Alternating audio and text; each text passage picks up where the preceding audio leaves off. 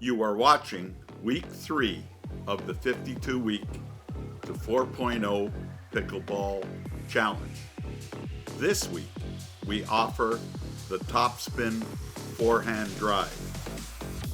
For those of you that are academically inclined, instead of horizontally reclined, we will compare the pros and cons of the 3 most common forehand drives: the flat, the slice, and the topspin drive. I don't care. Why should you care?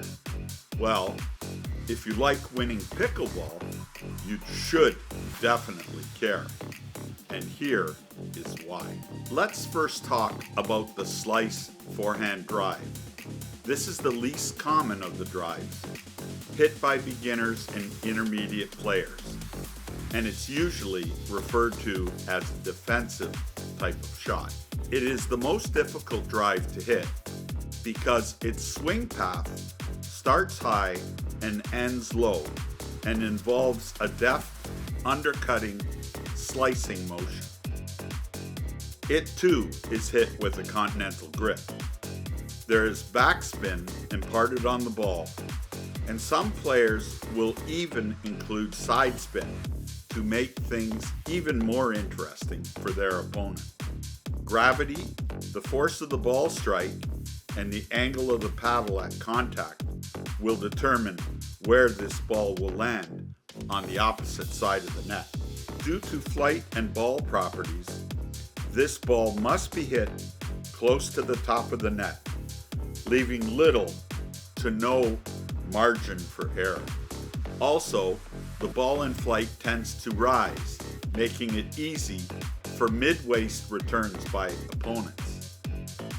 This ball is also somewhat difficult to keep inside the court. It is the least recommended variation of the 3 forehand drives we are discussing today. That's the slice drive. The problem with the slice drive is you're getting very close to the net. And I'm hitting the net, but you're getting very close to the net, and there's not much room for error to get it over. Okay? So we want more of the slice drive, the slice forehand drive.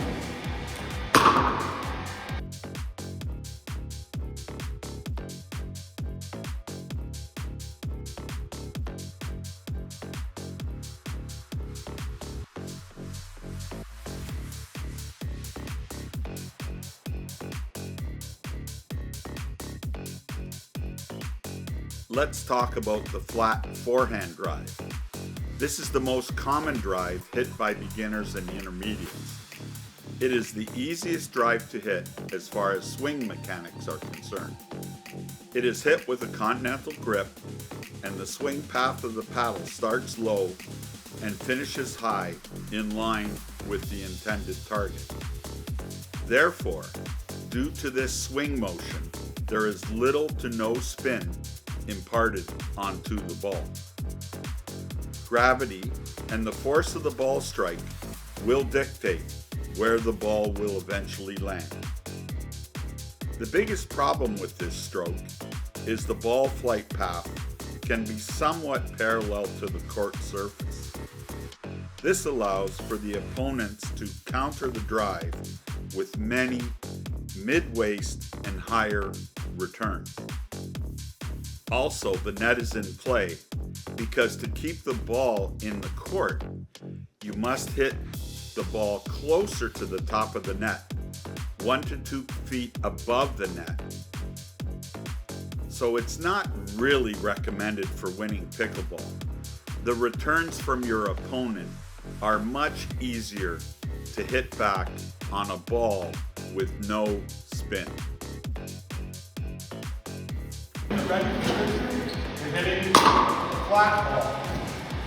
If you're lucky if it goes in because there's virtually no spin on it. So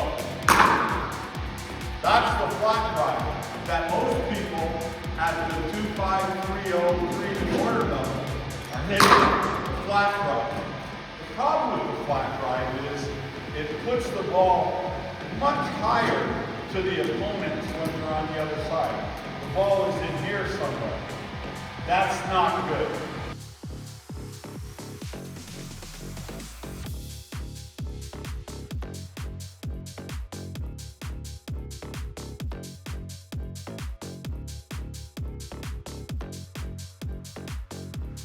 Now, onto the Topspin Drive. This is the drive that's recommended that you perfect. Remember, it's a drive, so you want to hit this particular shot only when you are beyond the baseline or within, say, 5 to 6 feet of the baseline itself. It is an offensive shot. Not a difficult swing path motion, but many take some time to begin proficient with it. It is hit with the Eastern grip and follows the swing dynamics shown on our previous two videos. It's a low to high stroke, finishing high over the opposite shoulder. What makes this a strong contender for your favorite shot with the most upsides are the following. For the most part, you are taking the net out of play with the parabolic flight path. Secondly, with this flight path, you can swing much harder and realize more success than the flat or slice drives due to the fact that it should stay in the court. 3. The ball will dip down quickly. Therefore, it will force your opponents to hit up on the ball because they will be hitting below the net height. And number 4, the ball bounce will actually speed up and could create swing errors by your opponent. When you're hitting a forehand drive, whether in a defensive or neutral posture, this stroke will definitely put you quickly into an offensive position. And this is exactly what you want to enable yourself to get safely and effectively to the non-volley zone where you can control the point. Now, I've changed my grip into a more Eastern grip. So this is the dipping forehand, top spin, right? That you want to perfect. So,